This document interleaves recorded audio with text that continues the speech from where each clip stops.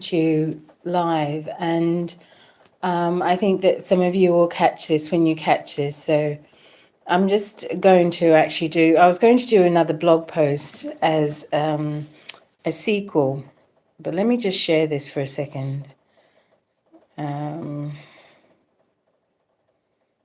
Okay, I'm back. So, all right, I'm going to do what's going to be a blog post video. I was going to do part 2 to my last blog post, but instead I decided I'm going to do it via video because I can't be bothered writing it out, but I will actually write it out as well. I want to tell our story. And I guess the reason why I'm doing it right now is, as you know, there's been a nuisance that has popped her head out of nowhere to distract people. And somebody always told me that if you don't like something, then you what you like and you put it out there. So I'm going to put out our story. I think it's going to be quite an interesting story for all of you because it's the story I've never told before, and I'm not going to do it all right now. So take this as part 1. And I hope that some of you will get some benefit from this. I've just come back from the gym once again, so I'm not going to show my face right now, but I will tell the story that I've been wanting to tell for a long time. And there's going to be parts I will miss out on this because I want to keep those parts private and personal between Robert and I. But I want you just to, I guess, compare this to what you're hearing out there with all of these women. None of them really have a story. You know, their story begins somewhere in bed, or their story begins somewhere in a fake story of romance that never happened. Where a normal story will always have details. A normal story, like if you're going to tell a story, then it has to have details, it has to have context. And I'm going to tell you the story of how Robert and I met and how we came together, and see how that compares to what you're hearing out there, because I couldn't make this up. You know, this isn't a story that I've written down and I'm going to recite. This is actually what happened, and this is actually how we came to be together. And this is what is going to contradict what you're hearing with Joycelyn Savage, because she never had a relationship with Robert, not an intimate relationship, not a romantic relationship, and not even a friendship. But when you have very naive and very, what can I say, opportunistic women, that's what you get. So I'm going to start back in 2018. And some of you may not know this, but, you know, obviously I've not always been with Robert. So 2018, I was actually, I don't know if I should tell you this part of the story, but let me see if I will. But 2018, this is the end of 2018. This is just before Robert and I met. And there's a part of this I'm debating whether to tell you, because I don't want you to think that Robert stole me from anybody or took me from anybody or from another relationship. But I will say that at the end of 2018, I was coming out of a very serious, long-term relationship with a French man, actually. And, you know, we'd been together for 6 years. But we had a lovely friendship that ended in a lovely friendship. And this is a story I've never told before, and I can't believe I'm actually saying it. But so yeah, before Robert, I was dating a French man. There, I said it. And you know, we had a lovely friendship, and I wish him nothing but the best in life. And he was a lovely friend to me, and he was, you know, always quite caring towards me. But Robert and I were developing this friendship that came out of nowhere. And let me tell you, I did not pursue this friendship. I did not pursue this friendship at all. But what I do remember about meeting Robert is this. I remember that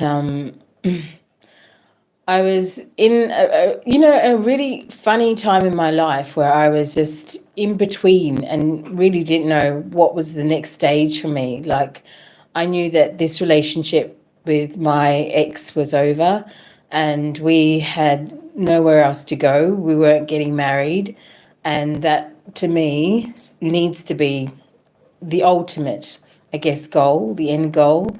And if you're not discussing that, and if you're not on that path, and if it hasn't happened, then that's not going to happen. But I wasn't disappointed because, you know, my ex was a lovely person, and I think I learned a lot and I grew up a lot. But he wasn't Robert. And Robert was somebody who came into my life just at the right time because I was taking care of myself, I was doing all the right things, and I was just content. I wasn't looking for anything, I wasn't looking for any romance. I was just looking for contentment. I was just looking after myself. I was exercising, eating right, juicing and smoothing and eating vegan. I was that at that stage in my life, and when we met, I was 43. So, and Robert was 53, and it happened that there was I guess an incident that I saw on social media about Robert, actually, before we met, and it was to do with all of these cases. And I remember thinking to myself, I wonder what the truth is. I wonder what the truth is with that. And I remember thinking that a lot of cases, because Michael Jackson's case was also coming up as well. But I remember thinking particularly about Robert's case, and I don't know why I was so drawn to him. And something was drawing me to him in a way that I couldn't explain it, but it was in a compassionate way. I felt a lot of compassion for him. But at the same time, because I didn't know the stories of the women, believe it or not, at that time, I felt compassion towards everybody involved because I didn't immediately know that they were lying, and I didn't immediately know Robert. So I had no idea which way the story was going to go. But then we met on a very fortunate and beautiful day. And how it came about, I don't know. I can't even explain it to you because sometimes when you're thinking about somebody and you're thinking about them a lot, and they eventually pop into your life in some form. And all I can say is angels were working very hard when we met, because I was not looking for a new friendship with a man. I definitely didn't want a friendship with a famous man, and I didn't want a friendship with a famous rock star called Kelly. I just wanted to be my own private, lovely self, and that's how I was living my life. Hi, James. Yes, hello, Mohammed. Hello, everybody.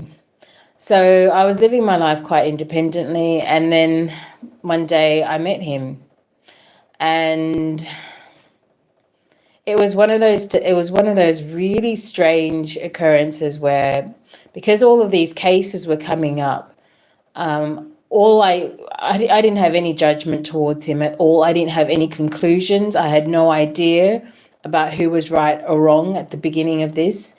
But all I knew was that everybody deserved to be heard, and everybody deserved to have compassion if they had been wronged. That's all that I knew, and they're the values I still hold till this day. So I was the first one to speak to him, actually. So it wasn't that he came onto me, or that, and I wasn't pursuing him. I just remember reaching out because I just felt or saw that he was in great pain and a lot of suffering.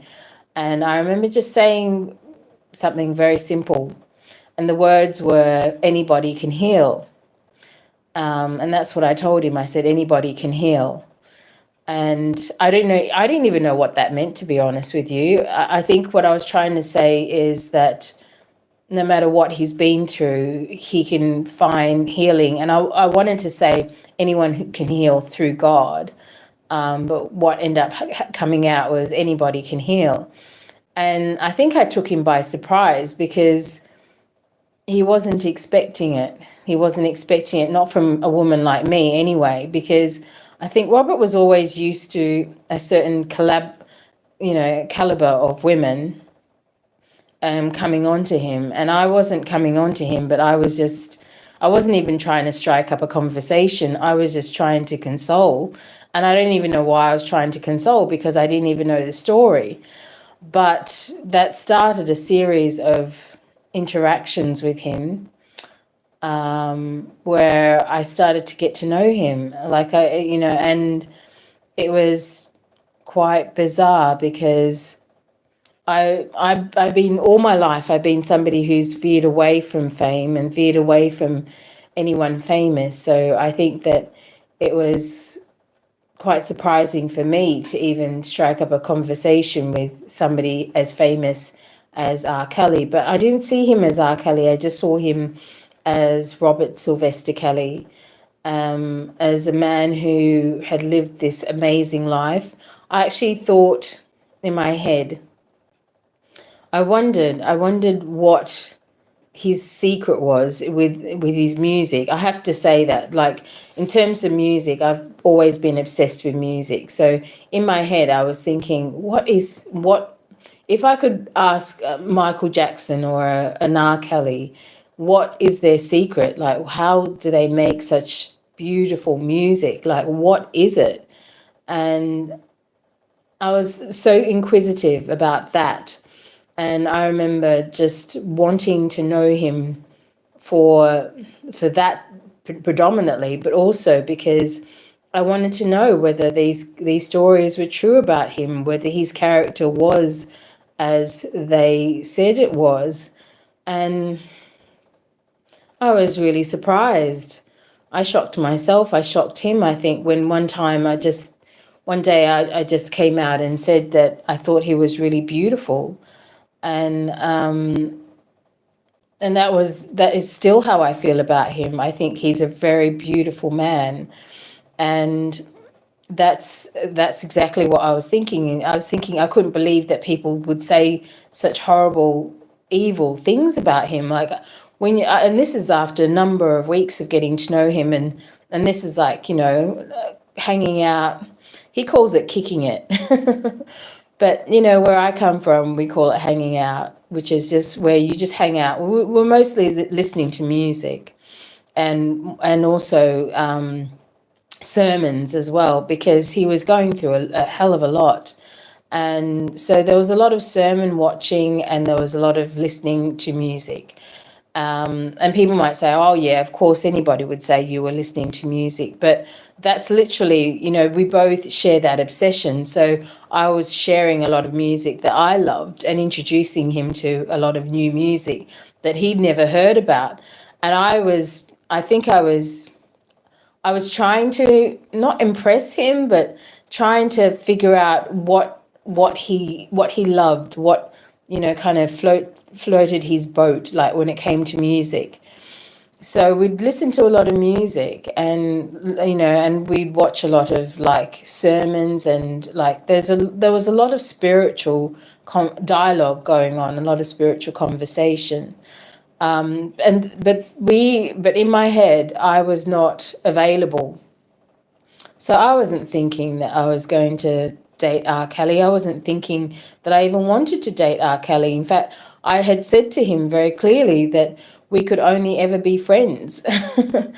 and I surprised myself when I said that, because but that's exactly how I felt at the time, because I thought there's no way in this world I would date R. Kelly. And I thought maybe he's used to women just falling all over him, and maybe he's used to, having, women just, kind of like, want to date him. And I thought, I don't want to be that woman, and I don't want to, and I don't want to date a rock star, and I don't want to date, someone who might just, see me one day and then be over me the next. So, because I was a pretty settled person, I was not one of those transitory women where I just was after a one night stand or after, a come up or anything like that. I was just inquisitive about him. I was just so intrigued by him. I was so amazed by him. I was so blown away by him, mostly by his character. Like, he was such a gentleman. He was so shy. And people are going to be surprised by that, but he was so shy, and I found that so endearing, like, because I thought that he would be so overly confident and, and presumptive and all of the presumptive, sorry, but he was really shy, and that was really endearing for me when I, getting to know him and realizing that this man isn't the person on the stage. He's a whole different character.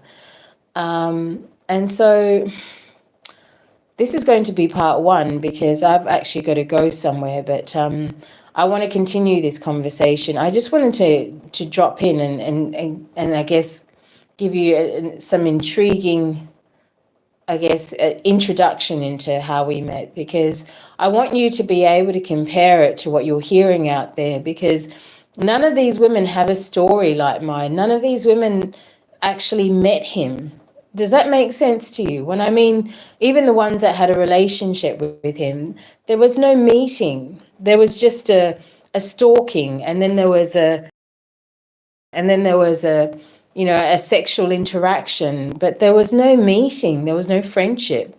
And Robert and I were just friends. Like, we became like the best of friends. I can't tell you, like, in my head, I was thinking by month 3, and I'm talking about month 3, that's how long, I mean, we were friends for longer than that even. But by month 3, I was thinking to myself, I don't think I will ever not be friends with this man. I think that we're going to be the best of friends for the rest of our lives. I couldn't work out how that was going to work, though.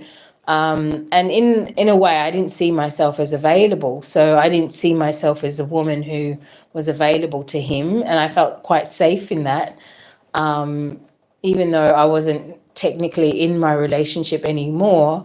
I just still didn't feel myself as available to any relationship.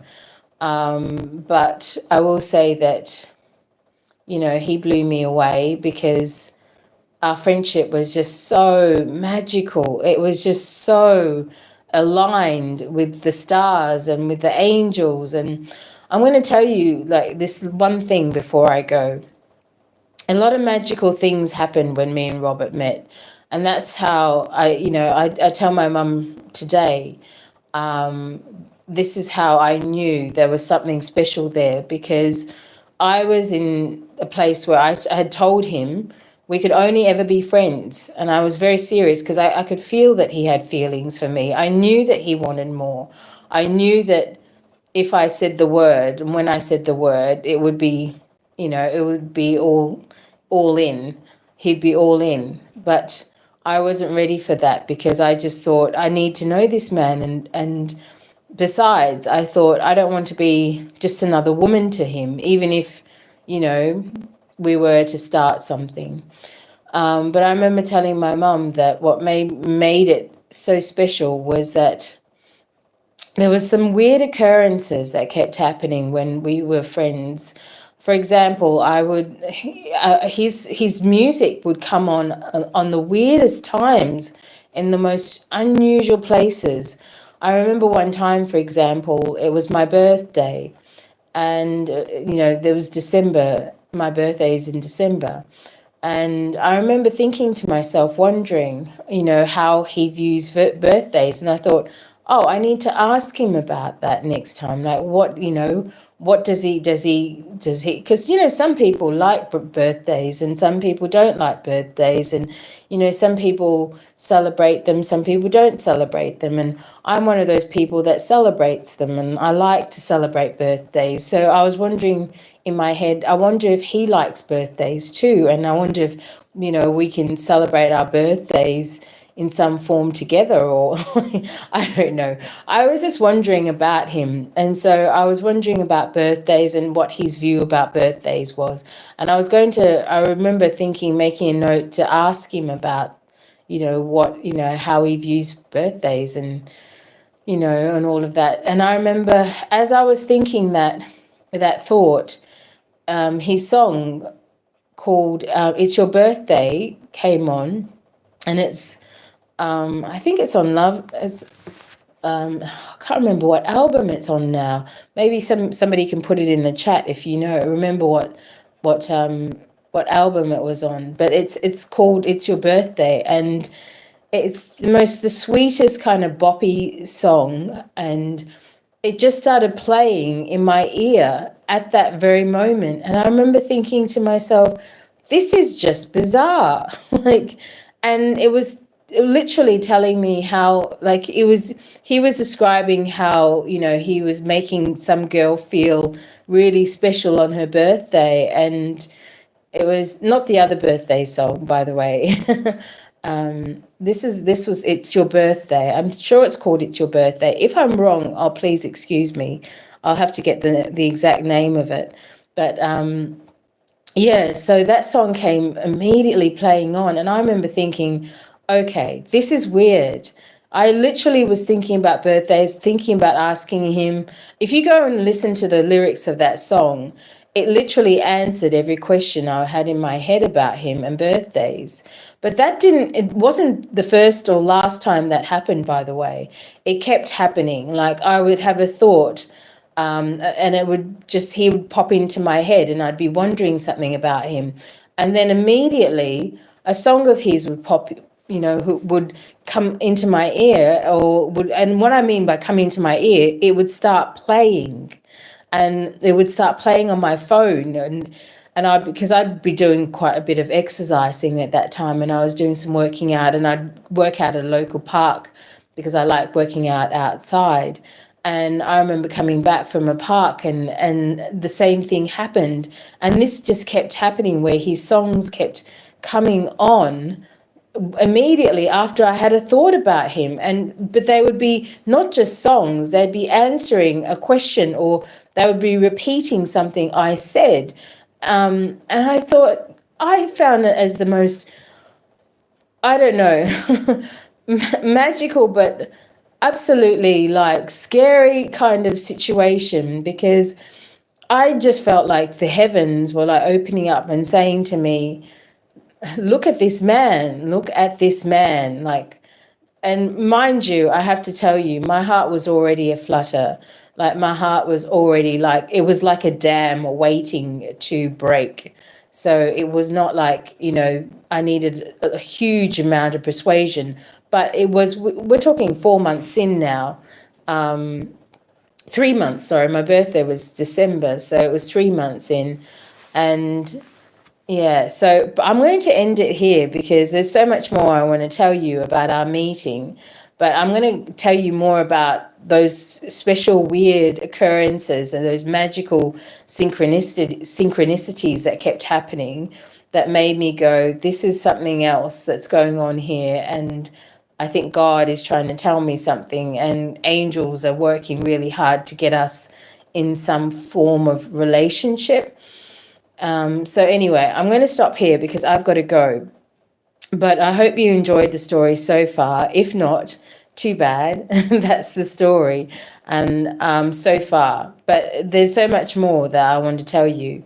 And I'm telling this story now because I'm just so tired of people coming online saying, oh, I know Robert because, he's my cousin, he's my brother, he's my this, he's my that, he's my... I'm so sick to death of it. And I'm sure so many of you are as well. And I'm sure that, I know I've gotten all the backlash in the world.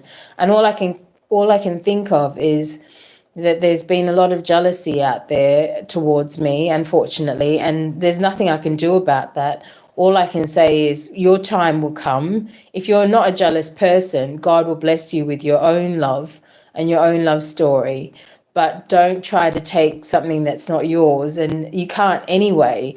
I'm going to put it out there that way. No matter who you think you are, you can't take somebody else's relationship and you can't make it yours.